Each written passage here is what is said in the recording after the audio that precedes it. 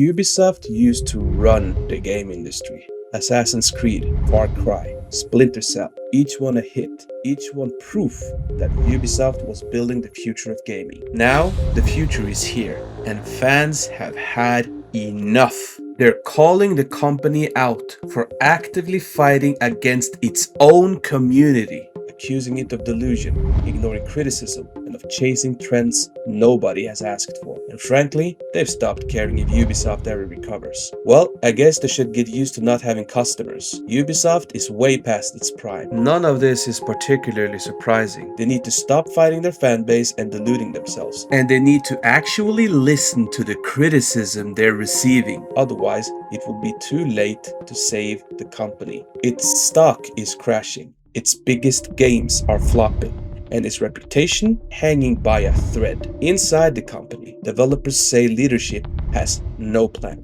Users are calling them out as chasing trends. Another user stated that the company's direction changes frequently, quote, like the weather, and yet they keep pretending everything is fine. They projected $2.2 billion in bookings this year, right after a 52% collapse in Q3 revenue. Ubisoft isn't just falling, it's crashing in full view, and everybody can see it. It's the perfect example of what happens when corporate greed eats the soul of a game publisher. But to understand how we got to this point, we need to rewind to when Ubisoft still believed in innovation, in risk, and maybe their players. Because this wasn't always the case. Before the layoffs, lawsuits, and live service chaos, Ubisoft had something rare. They had trust. Back when they weren't chasing trends, they were setting them. Prince of Persia, Rayman, Splinter Cell. Games that actually meant something. Crafted with clarity, not committees. In the early 2000s, they struck gold. Far Cry pushed boundaries. Ghost Recon delivered tactical depth, and Assassin's Creed marked the turning point. In 2007, they had a real ascent, where a single intellectual property could carry an empire. Historical fiction wrapped in open-world gameplay. Every new entry felt bigger, sharper, and smarter. But as we're about to find out, that success came with a heavy price. Because once Ubisoft found what worked, they didn't just scale it, they cloned it. By the early 2010s, they were shoulder to shoulder with EA and Activision. Not just surviving, they were dominating. Assassin's Creed 2, Brotherhood, Revelations, the Ezio trilogy didn't just sell, it printed identity. Then came Far Cry 3, a chaotic sandbox first-person shooter with an actual villain people remembered. The Division, Watch Dogs, messy, overhyped, still sold millions. But that's when the pattern locked in. Massive open worlds, map full of markers, climb tower, unlock area, collect thing, upgrade skill tree, repeat. Critics raised eyebrows, players still showed up.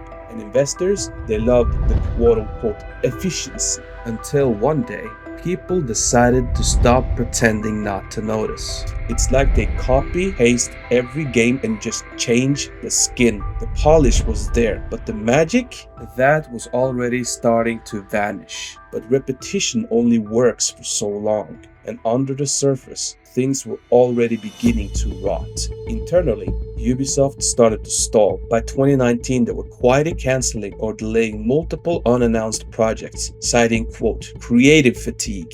Translation: even they knew the formula was getting stale. But instead of slowing down, Ubisoft swerved hard. No Steam, no stability. They tried building their own launcher, which quickly became a meme for crashing and buggy installs. Then came the NFTs, Ubisoft Quartz, a bold attempt to sell blockchain skins, right as the crypto market was tanking. Fans weren't just confused, they were furious. The announcement video for Ubisoft Quartz was so heavily disliked, over 96% of reactions ended up being negative. At the same time, Ubisoft Director of Subscription Felipe Tremblay publicly told players to, quote, get comfortable with not owning games. Because according to him, it's just like how we moved on from CDs and DVDs, except People don't spend $70 on a DVD that can vanish when the servers go down. So when you compared it to CDs and DVDs, gamers immediately called out the BS. To them, this wasn't evolution,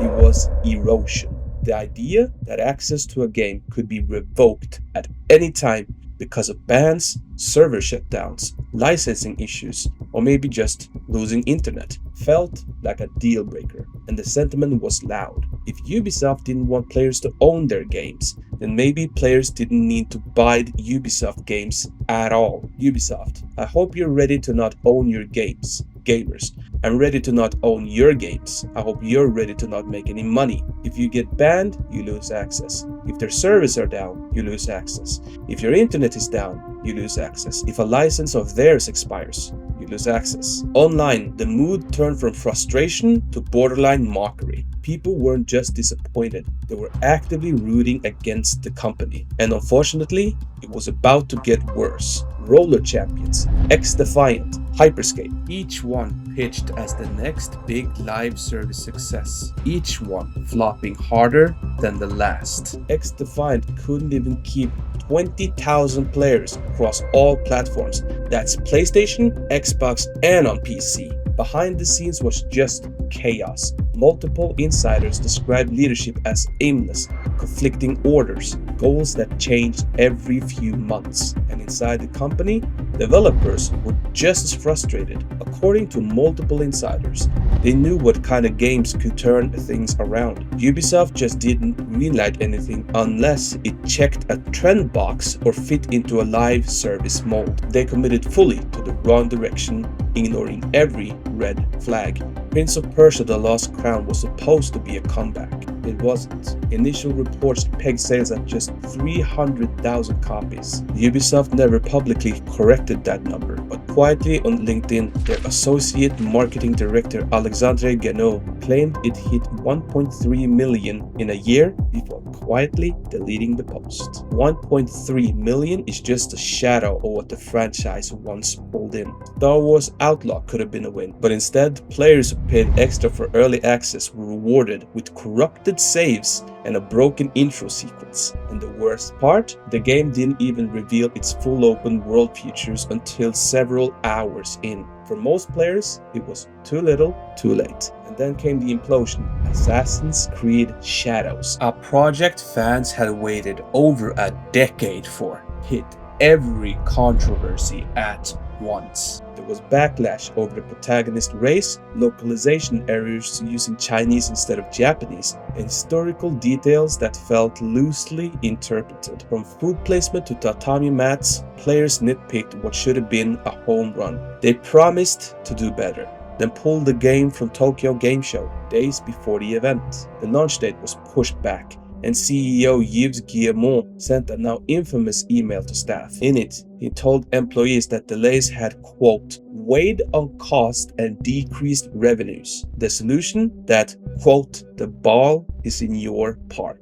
That they needed to be, quote, lean and efficient and give their, quote, full energy and commitment. This from a CEO who still earned over 624,000 euros in a quote-unquote cut year. Those who stayed inside Ubisoft described it as a place where direction changed every year. First, it was quadruple A games to rival GTA. Then it was all in on free-to-play. Then it was NFTs. Then mega brands. One former dev put it simply, it's 5 years of chasing trends and losing talent. And the talent that was lost didn't just walk away quietly. Some of them started their own thing and proved they never needed Ubisoft in the first place. Most of you would already know this. Clair Obscur Expedition 33. This is a game developed mostly by ex-Ubisoft devs, many of whom had been burned out by the company's aimlessness. What started as a side project born from creative boredom is today a Game of the Year contender. It hit nearly double the player count of Assassin's Creed Shadows, which, let's not forget, was a game developed by 2,000 people. What began as one of the most important publishers in gaming history is now best known for chasing trends, blaming devs, and ignoring the players who built them. And for a lot of gamers, the ultimate satisfaction lies in watching Ubisoft dig its own grave.